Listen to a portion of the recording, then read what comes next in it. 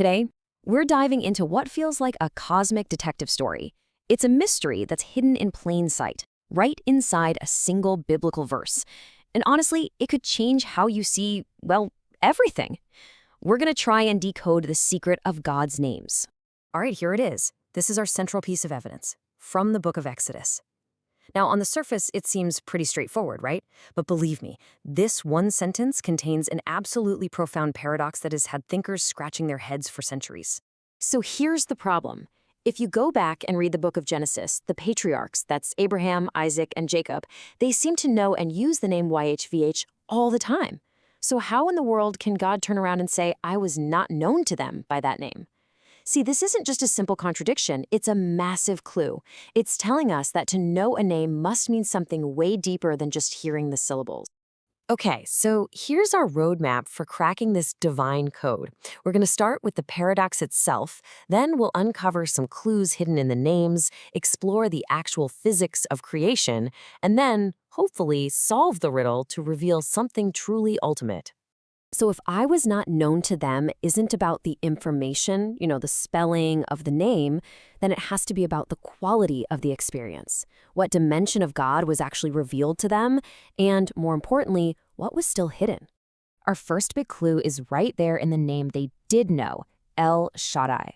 Ancient commentators teach us that this name actually has two totally distinct meanings, and they represent two very different ways God interacts with reality. Okay, so on one hand, the first meaning, which was revealed back at creation, is all about setting boundaries. You can picture the universe expanding, and at a certain point, God says die, which means enough. This is the God of limits, of physics, of natural law. But the revelation to Abraham was totally different.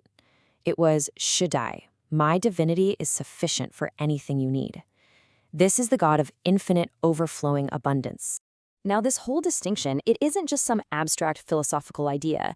It has real-world consequences. These two divine names, Shaddai and Yah-veh, they actually correspond to two fundamentally different kinds of miracles, two different ways God's power shows up in the world.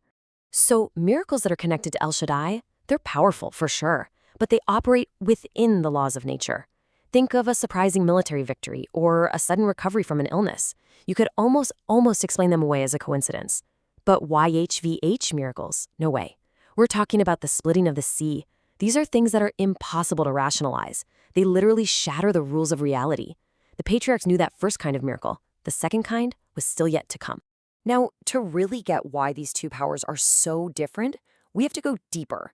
We have to look under the hood of creation itself, at the mystical physics that are powering the entire universe. And the two core concepts we need are vessels and light. First up, we have Kelium, or vessels. What are they? Well, they're the laws of nature, the principles of logic, the very idea of limitation and structure. They are basically the containers that give shape and form to existence. You can think of them as the hardware that runs the simulation we call reality. And what's pouring into these vessels? That would be or light. Now, this isn't physical light we're talking about. It's the infinite, formless, unbounded creative energy of God. It's the raw potential, the divine force that animates and sustains everything. If the vessels are the hardware, then the ore is the software running on it. So this is it. This is the fundamental dynamic of all existence. Creation is the act of pouring infinite light into finite vessels. Our entire universe exists in that creative tension, which of course raises a huge philosophical question. How can something that's infinite truly dwell inside something that is, by definition, finite? Two of the greatest medieval thinkers, Maimonides and Nachmanides, had different ways of looking at this. Maimonides saw the physical world as just a tool, kind of like a hand writing down a thought. The intellect passes through the hand, but it doesn't actually live in the hand. Nachmanides, though, he saw it differently. He compared it to the intellect dwelling in the brain. The brain is a physical vessel that actually truly contains the mind. And Hasidic thought really sides with Nachmanides here, arguing that yes, the infinite can and does truly dwell within the finite. Okay, we have all our clues on the table now, the two meanings of Shaddai, the two kinds of miracles, and the physics of light and vessels. I think it's time we put it all together and solve this riddle once and for all. So the name El Shaddai represents the experience of God's infinite power, the or, But, and this is the absolute key, it's always mediated through the kalim, the vessels of nature. The miracles are clothed in natural events. The power is definitely there, but its true source is veiled by the very structure of the world. This is the level the patriarchs knew.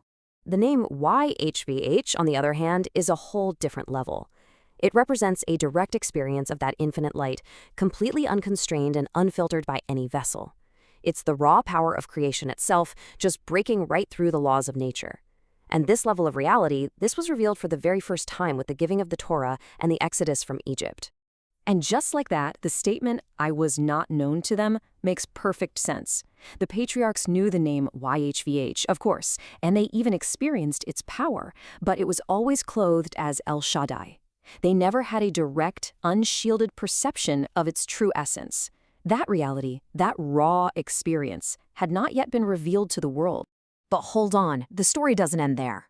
This entire cosmic structure, this whole interplay of light and vessels, of concealed and revealed power, it's actually pointing toward an ultimate future goal for all of creation. This might be the most profound idea of all. The finite world, with all of its rules and limitations, wasn't created to hide God. It was created to be the ultimate stage where God's infinite nature could be revealed. The whole purpose of the vessel is to one day contain and express the light in its full, unadulterated glory. You can really see all of cosmic history as this three-step process. Step 1, creation, where infinite light is poured into and concealed by finite vessels. Step 2, all of human history, where that light is gradually, slowly revealed. And finally, step 3, a future era where the paradox is completely resolved, where the infinite light will shine fully, not by shattering the vessels, but from within them. The prophet Isaiah captures this future vision just perfectly. The glory of YHVH shall be revealed. That's the infinite light. And all flesh shall see it together. Get this. That means even the most physical vessels, our very bodies, will perceive this ultimate unshielded truth, not as something external, but as the very essence of reality itself. And that leaves us with a final thought to really ponder. You know, we often experience our physical and personal limits as constraints, as barriers to what's possible. But what if that's not their true purpose? What if every single limit we face is simply a vessel, just waiting to be filled, designed to one day reveal the infinite light that lies within?